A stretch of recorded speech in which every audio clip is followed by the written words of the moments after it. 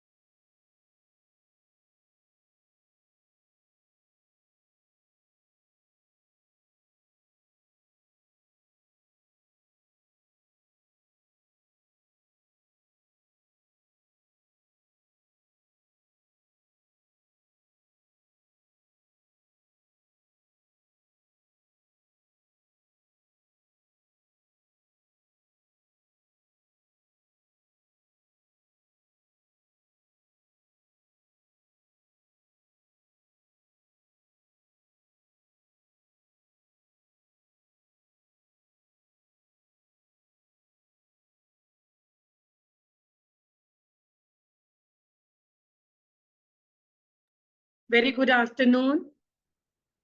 Very good afternoon. It's a Friday और Friday को सबके मन एक ना एक तरीके से रिलैक्स्ड होते हैं कि it's a end of this week, right?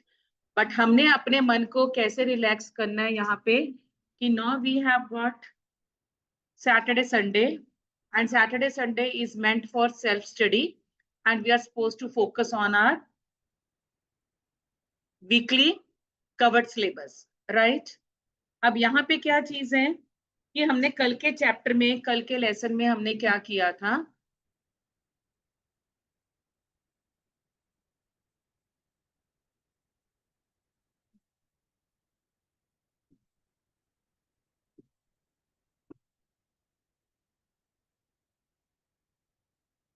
कल के लेसन में वी हैव सीन कि हमारे पास जो फिस्कल पॉलिसी होती है, it is going to be an expansionary policy और it can be a contractionary policy.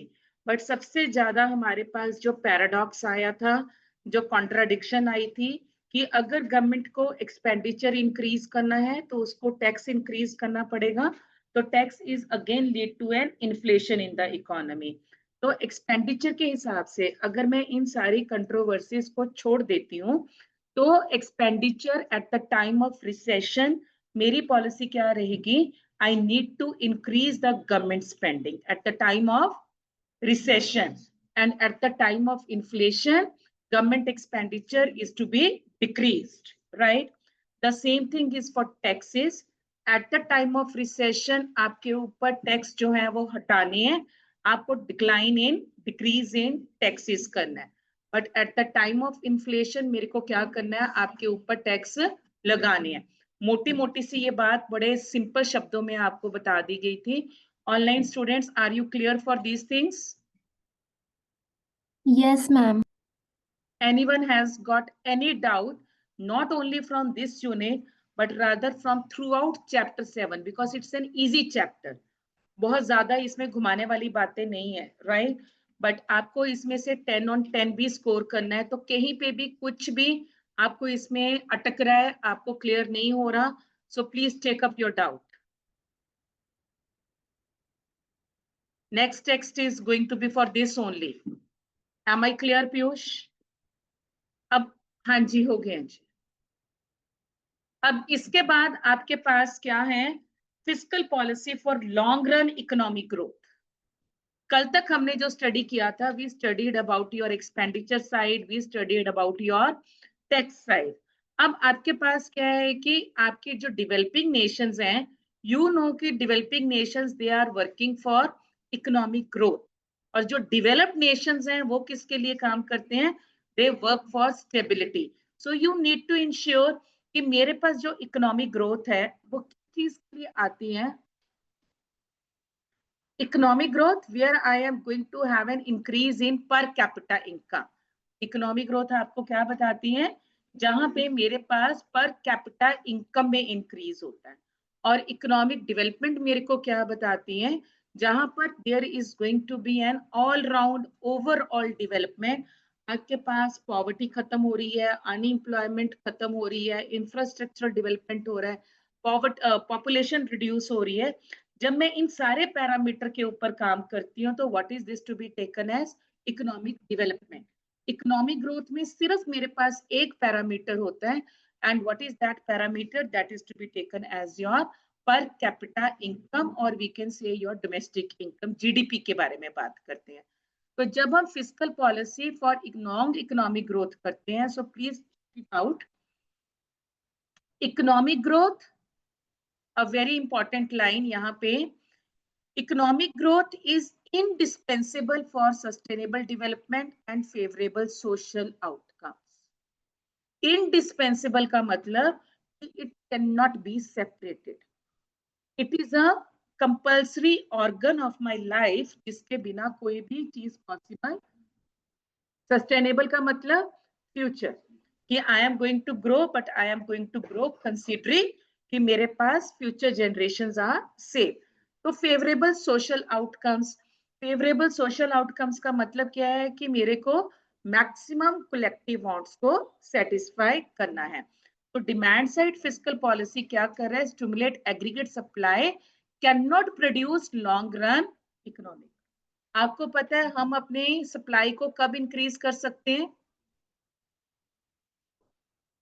Long run में. तो it is assumed all resources are fully utilised.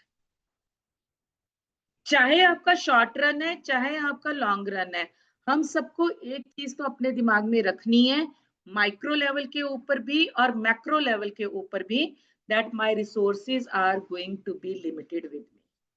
I can't change the availability of my resources. तो resources आपके limited है, जब तक आपकी full utilisation नहीं हो जाती मेरा प्रोडक्शन इंक्रीज करेगा. बट जैसे ही मेरी फुल यूटिलाइजेशन होगी, it's not possible for me to have any increase in my production. तो आपके पास इकोनॉमिक ग्रोथ के लिए फिस्कल पॉलिसी में क्या इंसेंटिव्स हैं, क्या चीज है. सबसे पहला क्या है, इंफ्रास्ट्रक्चर. वो क्या है, इंफ्रास्ट्रक्चर अगर डेवलपमेंट होगी तो सप्लाई साइड होगा, क्योंकि इंफ्रास्ट्रक्चर आपको क्या देगा, रोड्स देगा, ट्रांसपोर्टेशन देगा, आपके पास अच्छा वो कम्युनिकेशन सिस्टम होगा, तो उससे आपकी प्रोडक्शन इंक्रीज होगी. प्रोडक्शन क्या है, सप्लाई साइड है, इनकम साइड है आपकी, राइट. जो फिस्कल पॉलिसी है वो एक्सपेंडिचर साइड है, और यहाँ पे जब मैं फिस्कल पॉलिसी की सप्लाई साइड को डिस्कस कर रही हूँ, मतलब it is going to generate employment, it is going to generate more resources to exploit your production capacity, और उससे आपकी इनकम इंक्रीज होगी. Government provision of public goods education and health है, तो डेफिनेटली जब ये इंप्रूव हो गया तो आपकी इकोनॉमिक ग्रोथ भी इंक्रीज होगी. हेल्दी माइंड स्टेज इन हेल्दी बॉडी. जब आपको एक अच्छा, अभी मैंने आपसे पूछा कि आप क्यों नहीं आए, आपने कहा मैं बीमार था। बीमार था मतलब you were not able to get all these things. But जब आपको अच्छी एजुकेशन मिल रही है, आपकी हेल्थ का ख्याल भी रखा जा रहा है, आपको मल्टीविटामिन दिए जा रहे हैं, आपके पास सारे प्रॉपर मिनरल्स हैं, न्यूट्रिशियस डाइट आपको दी जा रही है, तो ऑटोमेटिकली इससे क्या असर पड़ेगा, आपकी एफिशिएंसी इंक्रीज होगी, आपकी प्रोडक्टिव कैपेसिटी इंक्रीज होगी। और जब आपकी प्रोडक्टिव कैपेसिटी इंक्रीज होगी तो ऑटोमेटिकली आपकी प्रोडक्शन भी इंक्रीज होगी।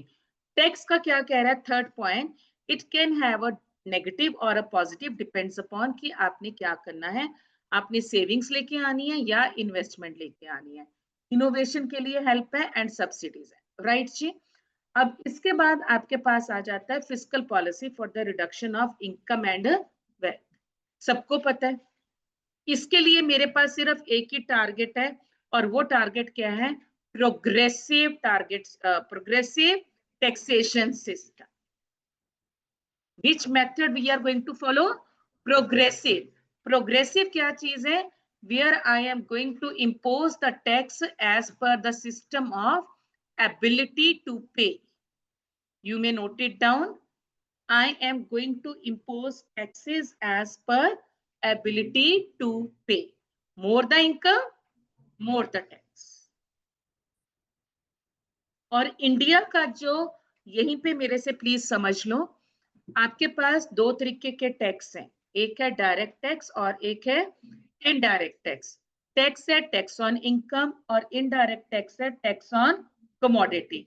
जब मैं डायरेक्ट टैक्स और इनडायरेक्ट टैक्स की बात करती हूँ तो इसके बाद मेरे पास एक और वैरायटी ऑफ टैक्स आता है, और उसमें मेरे पास क्या होता है, proportional tax, progressive tax, regressive tax, degressive tax and digressive tax. 5 types मैंने बताई, कौन कौन सी, proportional, progressive, regressive, degressive and digressive. ये 5 टाइप्स है, ठीक है। और इनके ऊपर जो मैंने डिफरेंशिएट करना है वो किस बेस के ऊपर करना है, 3 चीजें होती हैं ऑनलाइन स्टूडेंट्स। एक होता है आपका what is a tax rate, जो मैं आपको टैक्स लगा रही हूँ तो उसका टैक्स रेट क्या है। दूसरा वर्ड आपके पास होगा टैक्स बेस। टैक्स बेस क्या होता है, आपकी इनकम, क्योंकि चाहे आपका कमोडिटी के ऊपर टैक्स जा रहा है, चाहे आपकी इनकम के ऊपर टैक्स जा रहा है, दोनों अल्टीमेटली किसके ऊपर डिपेंड करते हैं, आपकी इनकम के ऊपर डिपेंड करते हैं। फिर नेक्स्ट वर्ड आपका, नेक्स्ट आपके पास आता है टैक्स बर्डन। ये 3 चीजें मेरे बच्चों आपको ध्यान में रखनी है। अगर मैं बात करती हूँ प्रोपोर्शनल टैक्सेशन सिस्टम की, कौन से टैक्सेशन सिस्टम की, proportional, tax rate remain same. उसमें क्या होता है, टैक्स रेट आपका सेम रहता है। मेरी इनकम 1 लाख रुपए है, सरकार ने बोला आपने 10% देना है, तो मेरे को क्या करना है, और पर एनम के हिसाब से जो भी आपकी इनकम कैलकुलेट होती है, it is always per annum.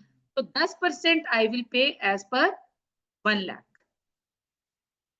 आपकी इनकम 2 लाख से पर एनम, आप 10% पे करोगे 2 लाख के हिसाब से। आपकी इनकम 1 CR है, 1 करोड़ है, आप 1 करोड़ का 10% पे करोगे as a tax burden. Means आपका tax rate is going to remain same. जो आपकी इनकम है उस इनकम के हिसाब से उतना percentage you are going to bear it as a tax burden. ये बात सबको समझ आ गई? Online students, have you understood? Yes ma'am. उसके बाद सेकंड टाइप आपके पास आती है progressive taxation system. Progressive taxation system आपसे क्या कहता है कि भैया अगर आपके पास ज्यादा टैक्स देने की काबिलियत है तो you can pay more, more the income more the tax rate, more the income more the tax rate, more the tax burden. अब जैसे इंडिया का बजट सिस्टम है, 12 लाख तक आपको कोई टैक्स नहीं है, उसके बाद हाइपोथेटिकली 12 से 20 लाख तक अगर आपकी पर एनम इनकम है, आप 10% पे कीजिए। 20 से 50 लाख आपकी इनकम है, आप 30% पे कीजिए। 50 लाख एंड ऊपर है, आपका tax rate is going to remain same, that is to be taken as 35%, that varies. तो इंडिया का जो इनकम टैक्स स्ट्रक्चर है, इंडिया का that is a direct tax है, it is a combination of progressive and proportional. It is a combination of progressive, more the income, more the tax, and then it is constant proportion. And what is the combination of progressive and proportional is called as, it is called as digressive. What is this called as? I think I और D का, I और E का फर्क है. I think it is degressive, digressive दूसरे वाला है. The combination of proportional plus progressive is called as what? Degressive taxation system. The combination of progressive plus proportional. और इंडिया का जो डायरेक्ट टैक्स सिस्टम है वो किसके ऊपर बेस्ड है? It is degressive in it. Am I clear for this? Raghav, is it clear? Online students, have you understood? Yes, ma'am. तीन चीजें मैंने बता दी, right? Proportional, progressive and degressive, right? अब आ जाता है रीग्रेसिव. रीग्रेसिव क्या चीज है? पहले अपने दिमाग में रखो कि जो इंडिया का इनडायरेक्ट सिस्टम, इनडायरेक्ट सिस्टम मतलब टैक्स ऑन कमोडिटीज, इनडायरेक्ट मतलब tax on commodities, that is a GST. वो इंडिया का क्या है? It is regressive in nature. Progressive का उल्टा क्या है? रीग्रेसिव. अब आप अपने आप को जरा इवेल्युएट करो, इंट्रोस्पेक्शन करो. आप बच्चे हो, मैं बड़ी हूं. आप जब भी कभी मार्केट में कोई चीज खरीदने जाते हो, have you ever shown your salary statement? आपसे क्या सेलर पूछता है कि भैया तुम अपनी इनकम बताओ और उसके हिसाब से मैं आपके ऊपर टैक्स लगाऊंगा? नहीं. मैं भी लाइन में खड़ी हूँ वो चीज खरीदने के लिए, आप भी लाइन में खड़े हो वो चीज खरीदने के लिए.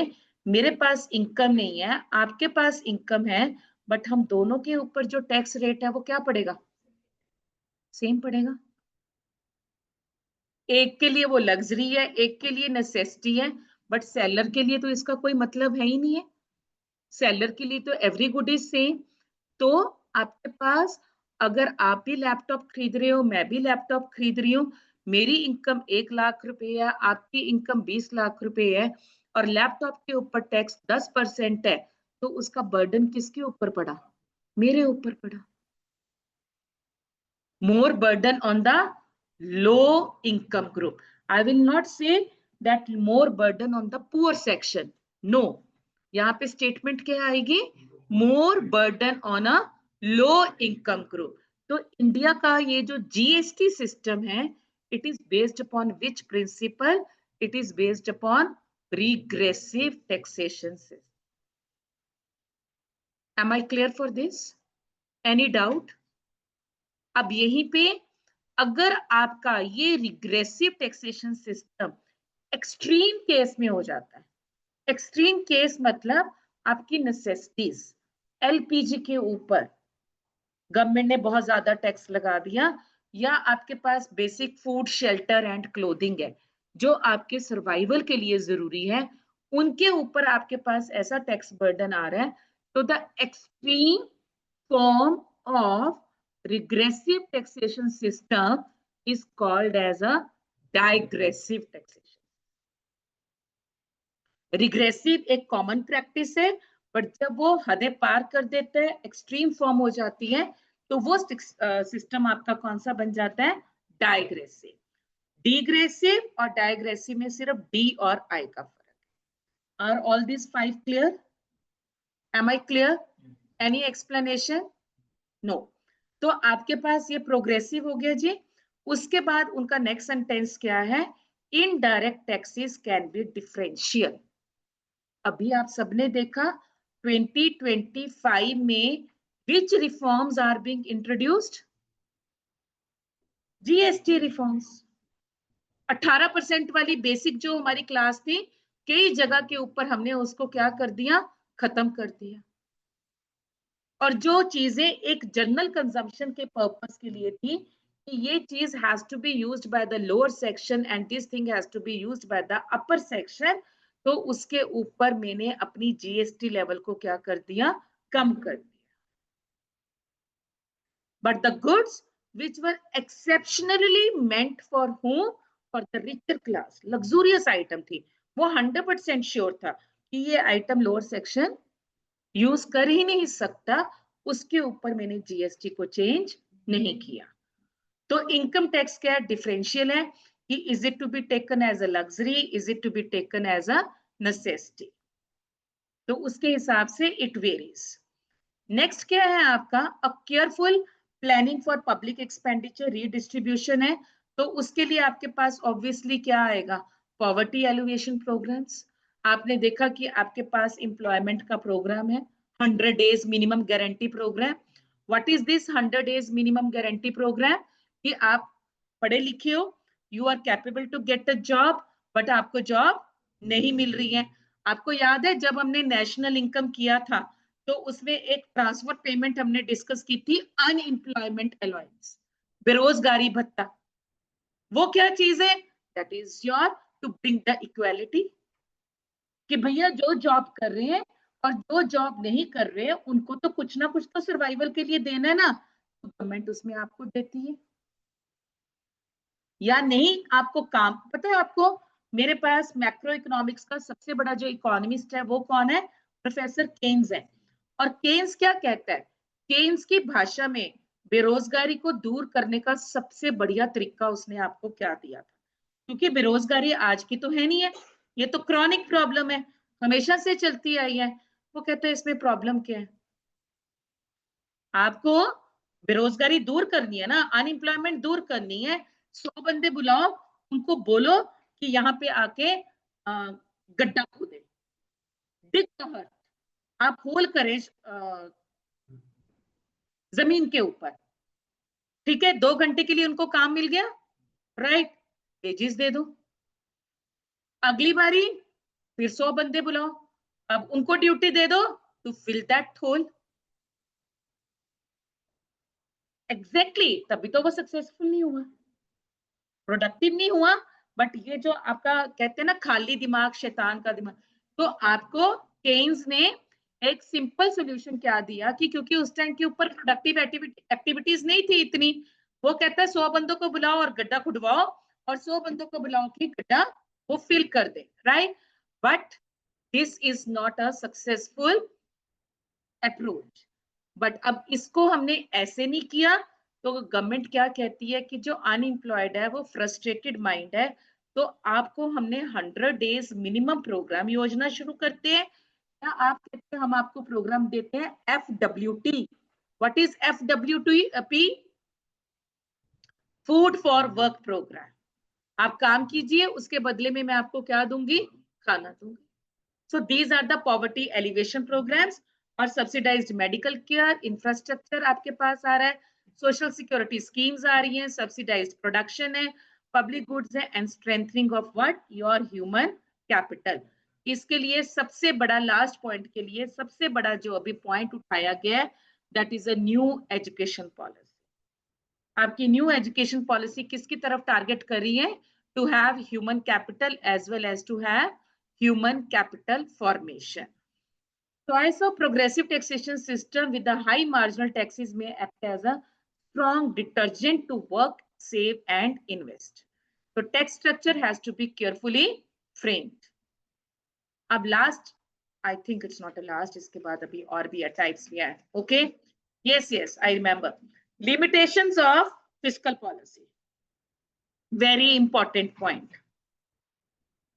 One question is expected. Fiscal policy क्या है, the cap or the policy, the instrument regarding your income and expenditure।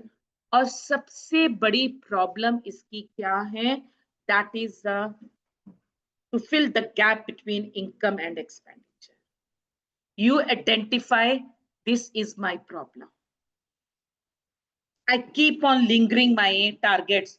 आज नहीं यार, कल तो मैं पक्का बैठ के पढ़ूंगा, पक्का, गॉड प्रॉमिस में जो मर्जी हो जाए बस आज का लास्ट डे है, आज फ्रेंड की बर्थडे पार्टी पे भेज दो, कल तो मैंने पक्का पढ़ाई शुरू कर ही देनी है। पहली बात है कि आपको, अभी जैसे मैं आपसे बात कर रही थी,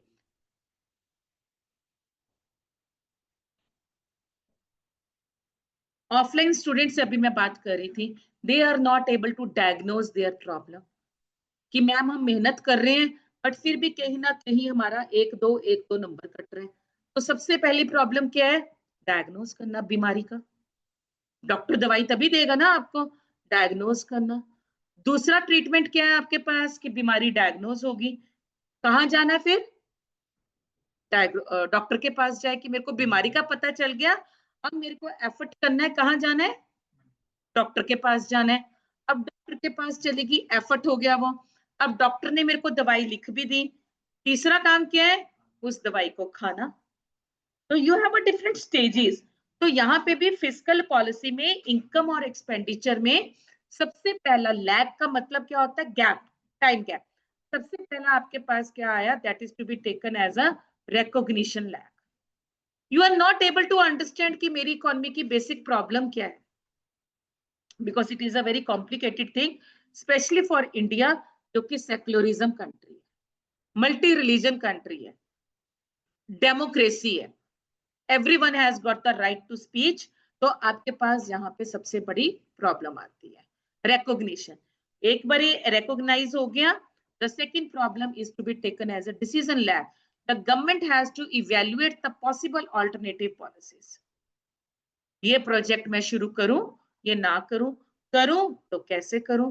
फॉर एग्जाम्पल, डिसीजन लैग क्या चीज है? अभी आप लोगों ने देखा कि इस बारी समर्स में पंजाब में बहुत भारी फ्लड्स आए थे।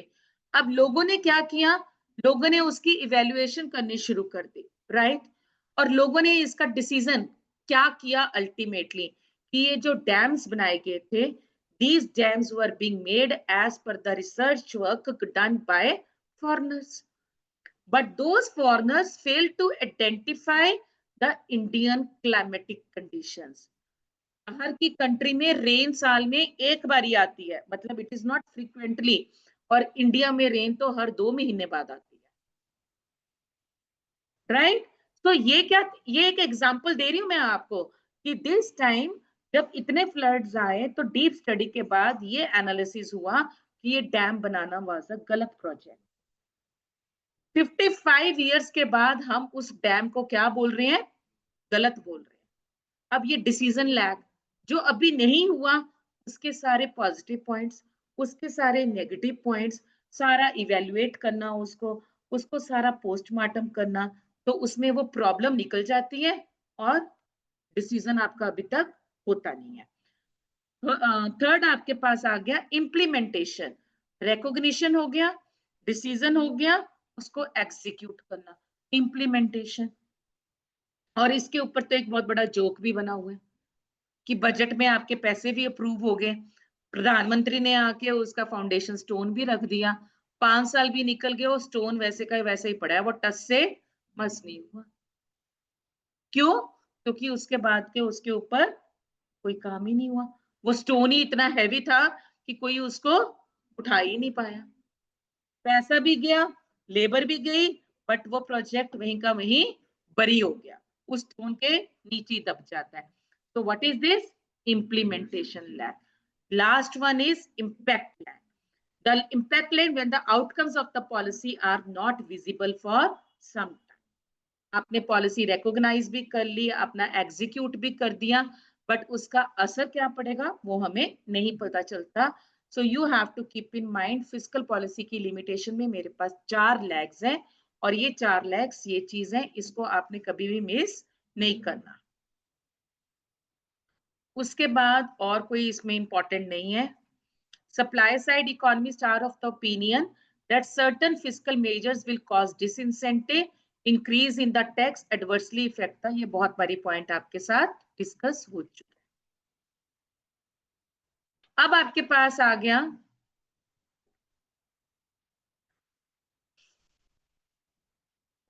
last 3 points. You may quickly have a look I don't think so there is something to be explained. It is just more or less a repetition.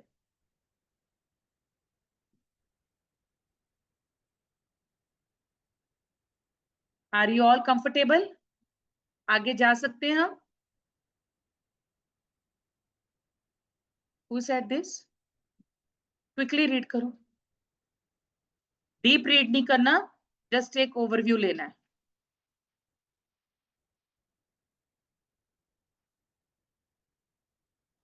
Online students, if any doubt, please get it clear.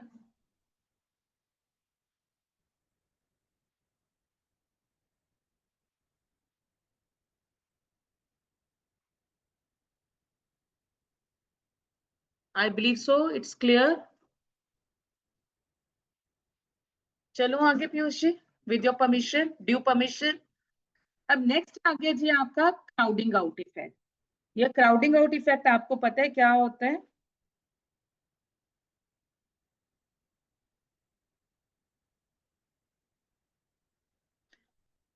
Right, when government aims to solve the problem of recession, listen carefully.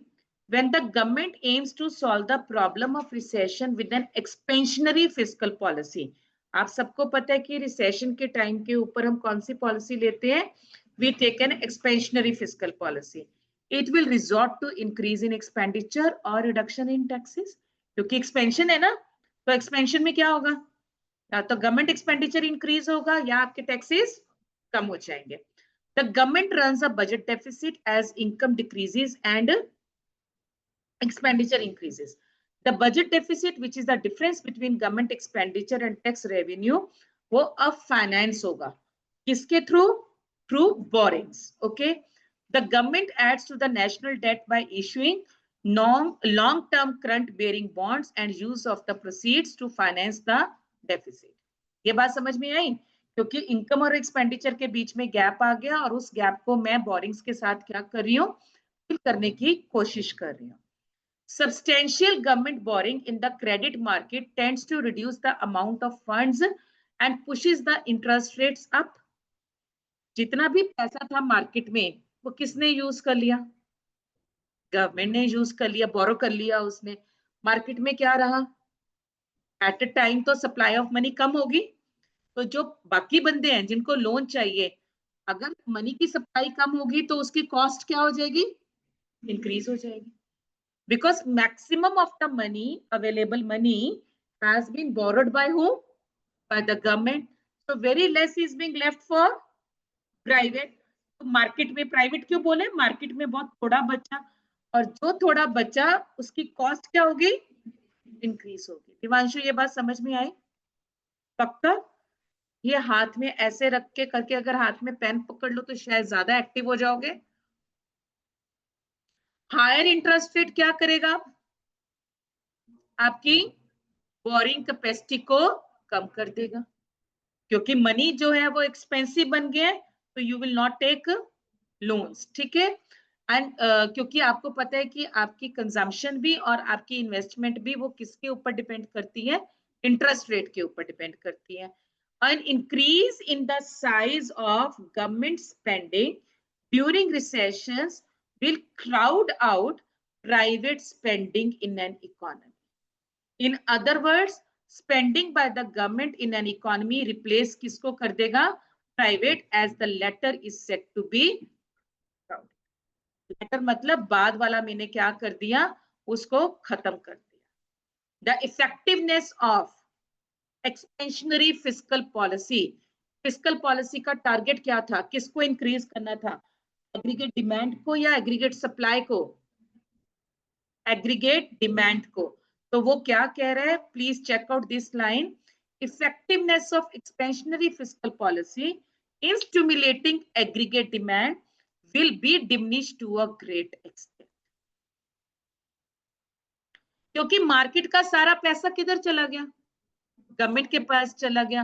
अब आपके लिए बहुत कम पैसा पड़ा, चाहे आपने वो consumption करनी थी, चाहे वो आपने इन्वेस्टमेंट करनी थी, मार्केट में तो पैसा ही नहीं बचा. तो वो क्या कह रहा है कि एज अ रिजल्ट कि जो एक्सपेंशनरी फिस्कल पॉलिसी ली क्यों गई थी? डिमांड को इंक्रीज करने के लिए। गवर्नमेंट एक्सपेंडिचर इंक्रीज क्यों किया गया था? डिमांड को इंक्रीज करने के लिए। टैक्स को कम क्यों किया गया था? डिमांड को इंक्रीज करने के लिए। मार्केट में से बोरिंग्स क्यों की गई थी? डिमांड को इंक्रीज करने के लिए। बट उसका रिजल्ट क्या निकला? डिमांड इंक्रीज नहीं हुई। क्यों? क्योंकि वो पैसा पब्लिक के पास आया ही नहीं। पब्लिक के पास जो मनी की अवेलेबिलिटी थी वो क्या होगी? वो कम होगी। Because all money has been used by whom? It has been used by the government. तो वो ये होता है, याद है आपको जब हमने फिस्कल पॉलिसी का फर्स्ट पैराग्राफ पढ़ा था, counter cyclical. Have you got the word counter cyclical? जो वर्ड आया था, here is a, कि अपनी थेरेपी को वो खुद ही काट रहा है। कहां से मैंने पर्पस शुरू किया था और अल्टीमेटली मेरा रिजल्ट क्या निकला? Almost zero. So it diminished to a great extent. So it may reduce the economy's prospects of long run economic growth. मतलब long run में मेरे पास economic growth नहीं आ सकती because all money has been used by the government और private sector के लिए जब पैसा ही नहीं बचा और इकोनॉमी में स्टिमुलेशन तब तक नहीं आ सकती जब तक प्राइवेट सेक्टर इन्वेस्टमेंट ना करे, क्योंकि प्रॉफिट जो ऑप्टिमली यूटिलाइज्ड करेगा वो प्राइवेट सेक्टर करेगा। पब्लिक सेक्टर जो यूज करेगा फंड्स को वो आपकी जरूरतों को पूरा करने के लिए। Absolutely clear? Crystal clear? Anyone has got a patch in the crystal? Anyone? Online students?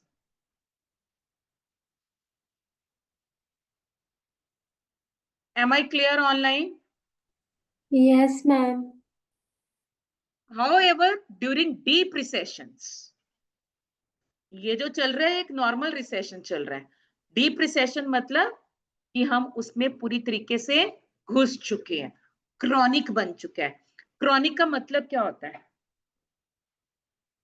Mummy पेट दुख रहा है, दवाई ले लो, राइट? 2 दिन के बाद फिर से टमी पेन हो रही है, फिर से मेडिसिन ले लो। अब 6 महीने निकल गए, पहले आप छोटे होते थे, अब आप बड़े हो गए, बट टमी पेन अभी तक नहीं गई। तो अब मम्मी क्या डॉक्टर के पास जाकर बोलेगे कि it has become a chronic problem.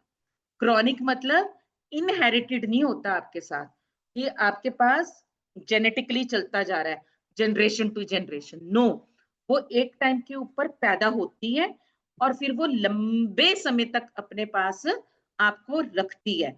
तो वो प्रॉब्लम आपकी क्या बन जाती है? क्रॉनिक प्रॉब्लम बन जाती है। ठीक है? तो डीप रिसेशन कि मेरे पास अप एंड डाउन चल रहा था, बट मैं उसमें से निकल पा रही थी। बट अब ये जो डीप रिसेशन है means it is being there for a long period of time और वो डीपली हो गया, उसकी इंटेंसिटी जो है वो ज्यादा बढ़ गई है। Crowding out is less likely to happen as private sector investment is already minimal and therefore there is only insignificant private spending to the crowding। और यही क्वेश्चन पेपर में आया।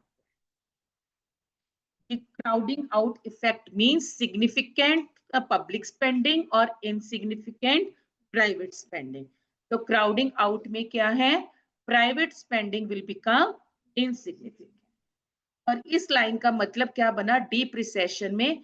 क्योंकि डीप रिसेशन मतलब you are already going to have a limits crossed, economy में पैसा ही नहीं है बिल्कुल भी आपके पास। ठीक है? तो प्राइवेट सेक्टर तो खत्म है उस टाइम, तो प्राइवेट सेक्टर की जो इन्वेस्टमेंट है वो मिनिमम, ना के बराबर है। Conclusion Piyush ji, read the conclusion.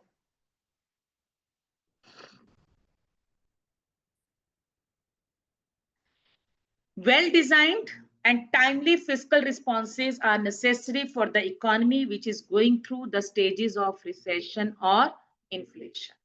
I need to have what? I need to have a fiscal discipline. और आपको पता है कि ये जो मिस्टर ट्रम्प है, क्योंकि अमेरिका में अभी फिस्कल डिसिप्लिन नहीं था, तो ही ट्राई टू ब्रिंग दैट। उसकी जो स्टार्टिंग थी ना, जो भी वो पॉलिसीज उन्होंने किया टैरिफ के लिए या अपनी with in the country, it was absolutely right, क्योंकि वो अपने घर को बचा रहा था। अपने घर को बचाना कोई गलत काम है? नहीं, वो अपने घर को बचा रहा था। बट अभी उसने क्या बोला है? Timely fiscal responses, well design, कि जो भी आप देखो, मेक अ लिंक। जब हमने चैप्टर का शुरू पढ़ा था उसमें क्या था? Counter cyclical. में हम क्या पढ़ रहे हैं? Well design. फिस्कल पॉलिसी को एक रिलैक्स्ड, एक बड़े इंटेलिजेंटली, डीपली एनालिसिस करने के बाद आपको एक डिजाइन्ड पॉलिसी चाहिए कि you are going to keep a balance in the economy. And if I am giving an example of Trump, his actions were absolutely right initially. अब नहीं, initially, जब उसने शुरू में शुरू किया था, but they were not what? Well designed नहीं थे, वो abrupt थे. But उसकी जो intention थी, it was clear. मैंने अपनी कंट्री को स्ट्रॉन्ग बनाना है. बट वो डिजाइन नहीं थे, तो उसकी वजह से वो ठहर नहीं पाए. राइट?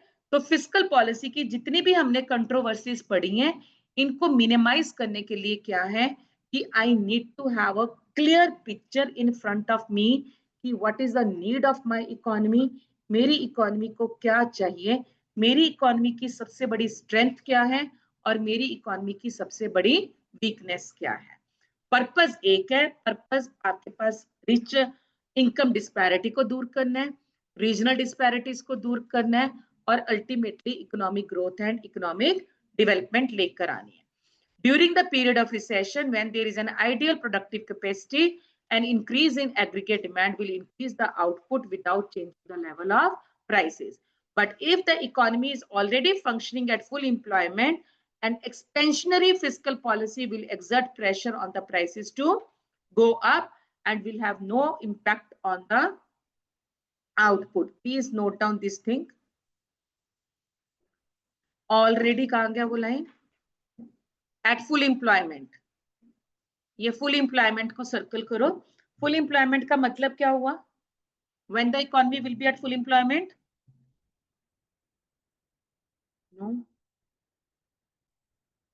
जब मेरे resources optimally, efficiently and effectively utilised हैं. अब इसके बाद मेरे पास कोई रिसोर्स इंक्रीज नहीं हो सकता. बट मैं किसको नहीं रोक सकती? डिमांड को नहीं रोक सकती. मार्केट में डिमांड हो रही है, सप्लाई नहीं हो रही, क्या होगा? प्राइस राइज होंगे. तो यहाँ पे जो इन्होंने ये बात बोली है ना कि exert pressure on the prices to go up and will no have any impact on the output. This is called as true inflation according to Keynes. क्योंकि देखो बेटा, being a seller आपका मेन पर्पस क्या है? Profit maximisation. जब तक आपके resources fully utilise नहीं हो रहे हैं, जब तक आपके पास रिसोर्सेज पड़े हैं, ठीक है ना, with every rise in price आपके पास क्या होगा? आउटपुट इंक्रीज होगा. और with every rise in output आपके पास क्या होगा? Employment rise. जब तक आपके पास रिसोर्सेज पड़े हैं, जब तक है जान में जान. प्राइस राइज होगा, प्राइस राइज होने से आउटपुट राइज होगा ही होगा, और आउटपुट के राइज होने से एम्प्लॉयमेंट राइज होगी ही होगी. तो ये जो राइजिंग प्राइस है, इसका मेरे को बेनिफिट हो रहा है ना?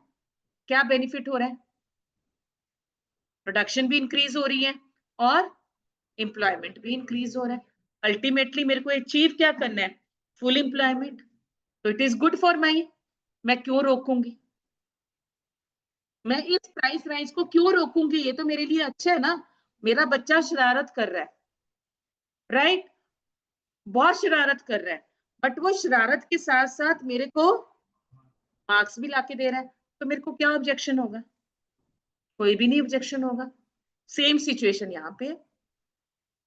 आप शरारतें करो बट मेरे को नंबर लाके दिखा दो, I will not have any objection. तो it is going to both solve the both purpose. तो केन्स ने क्या बोला है इस सिचुएशन को? As a semi inflation.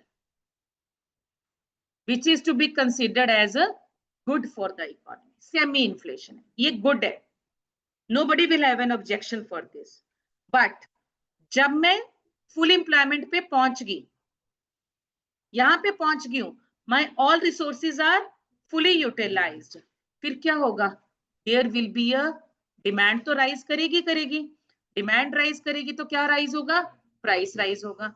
But क्या आउटपुट राइज होगा? नो. तो ये जो इन्फ्लेशन है, दिस इज हार्मफुल. गरम है दिस. थैंक यू बच्चे. This is harmful and this is to be considered as a true inflation. ये लाइन है, इस लाइन का ये मतलब है कि expansionary fiscal policy will exert pressure on prices to go up and will have no impact on the total output. ये inflation है. Rising price only after full employment. उससे पहले अगर आपकी राइजिंग प्राइस हो रही है, no harmful, nothing. So fiscal policy is a potent instrument for bringing an economic growth and equality. Potent का मतलब क्या होता है? पोटेंशियल है उसके अंदर कि वो आपकी इनकम को भी राइज करेगी और इनकम को राइज करके करके उसके बीच में इक्वालिटी भी लेके आएगी. I am going to reduce the gap between किसके बीच में? Rich and poor. I am going to bring an equality by following the weapon of progressive taxation system and subsidy. With this, your chapter 7 is over. करें इसके questions?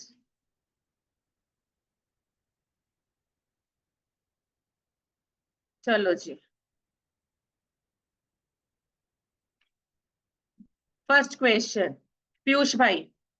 Fiscal policy refers to what? Do stand and give me an answer.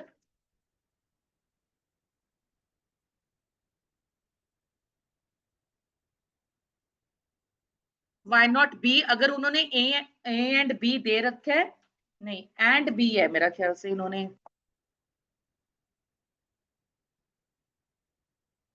Okay, so the answer is A. Do you all agree? Do you all agree? Pritinder, answer question number 2. If real GDP is continuously decreasing and the rate of unemployment in the economy is increasing, the appropriate price policy. यहाँ पे बच्चे confuse होते हैं, तभी मैंने प्रतींदर को question दिया है. डिक्रीज इन टैक्सेस और, बट उसने आइदर ए और सी दिया है, तो आपको ए इग्नोर नहीं कर सकते, आपको रिकंसिडर करना पड़ेगा अपना answer. C only, not A. अगर मैं इंक्रीज टैक्सेस कर देती हूँ तो क्या होगा? कॉन्ट्रैक्शन पॉलिसी हो जाएगी. ठीक है, तो इसकी वजह से इसका आंसर क्या है? सी. Radhika, which of the following are likely to occur when an economy is an expansionary phase of business cycle?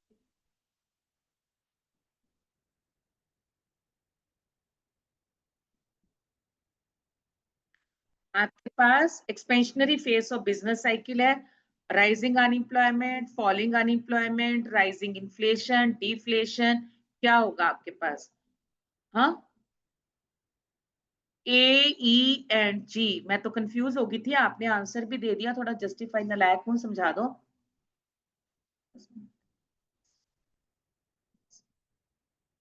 Expansion है तो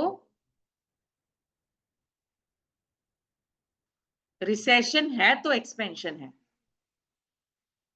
अगर रिसेशन है तो मेरे पास क्या हो रही है? एक्सपेंशन रही है. तो उससे क्या होगा? अनएम्प्लॉयमेंट इंक्रीज हो रही है. क्यों? क्योंकि इकोनॉमिक एक्टिविटीज डिक्लाइन. उसके बाद आपने जो आंसर दिया उसको जस्टिफाई करो ना. डी क्यों बोला आपने? You must have a cause in your mind. तो क्यों किया आपने फिर ये? डी ऑप्शन में आपके आता है ए, ई एंड जी. मैं ई की तरफ जाती हूँ. फॉलिंग और स्टेगनेंट वेजेस ऑफ वर्कर्स. क्यों?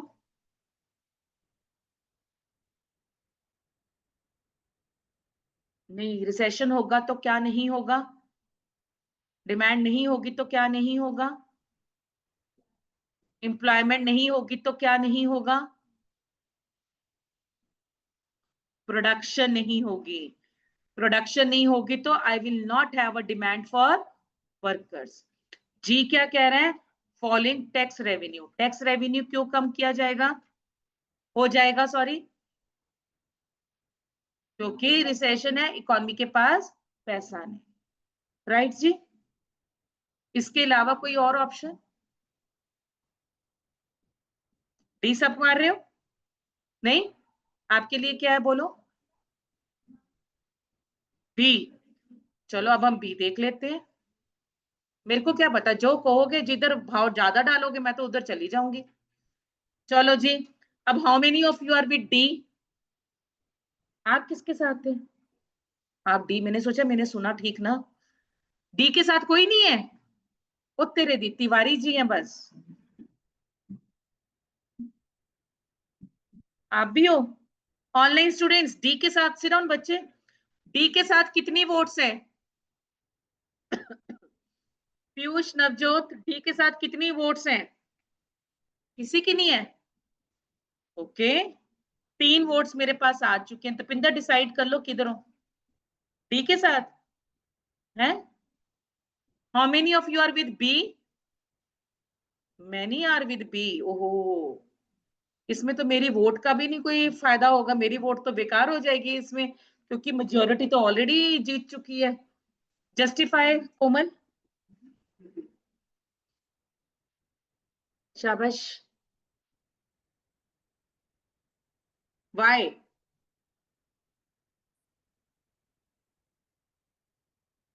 रिसेशन होगा तो अनएम्प्लॉयमेंट फॉल हो जाए। रिसेशन में एक्सपेंशन की पॉलिसी लेंगे तो अनएम्प्लॉयमेंट फॉल हो जाएगी। हाँ। हम्म। ओके। और जो राधिका ने बताया था वो किस चीज के फीचर्स थे? वो किस चीज के फीचर्स थे? नहीं, वो कॉन्ट्रैक्शन के तो नहीं थे।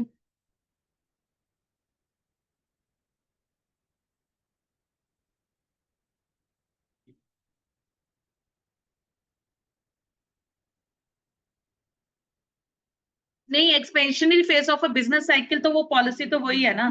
मेरे को इसका आंसर दो। I need, please stop mutual discussion. I need an answer, that's it.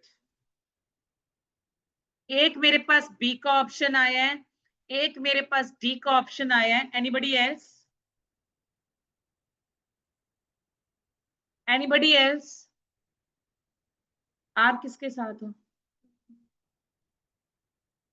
तो आपको डाउट क्या हो रहा था फिर? सगुन जी, आप किसके साथ हो?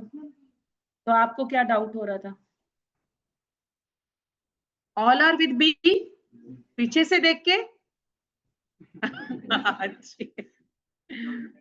देखो वो क्या पूछ रहा है आपसे, जिन्होंने मेरे को डी बोला, which of the following are likely to occur. अगर मैं रिसेशन बोलती है ना, तो मेरे पास था कि मेरे पास प्रोडक्शन नहीं है तो अनएम्प्लॉयमेंट होगा, मेरा वेजेस डिक्रीज होंगे और मेरा tax.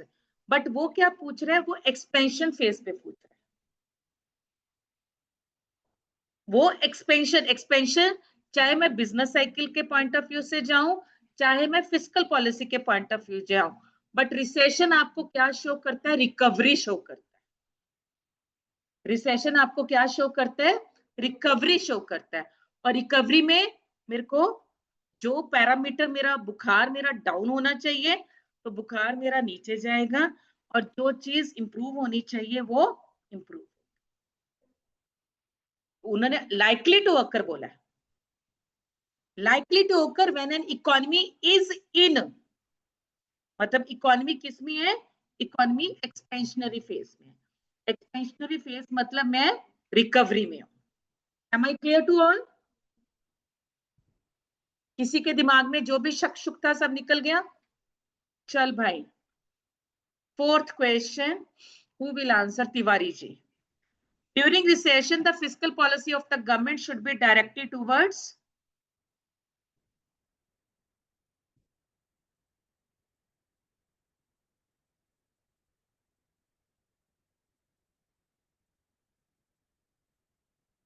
decreasing taxes to ensure higher disposable income. How many of you are agree? Right? Tiwari ji छा गए. कितने क्वेश्चंस हैं total?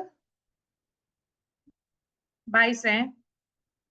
May I request all of you कि ये, क्योंकि मेरे को आज रिसेशन को भी थोड़ा वाइंड अप करना है, right?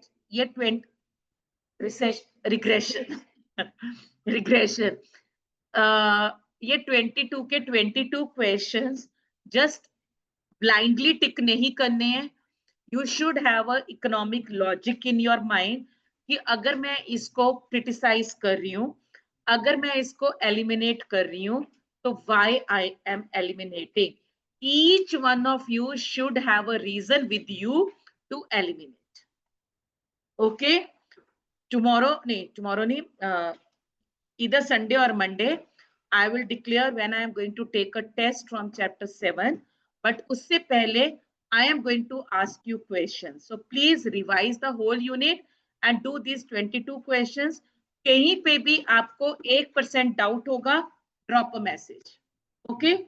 Now join me immediately for your stats class.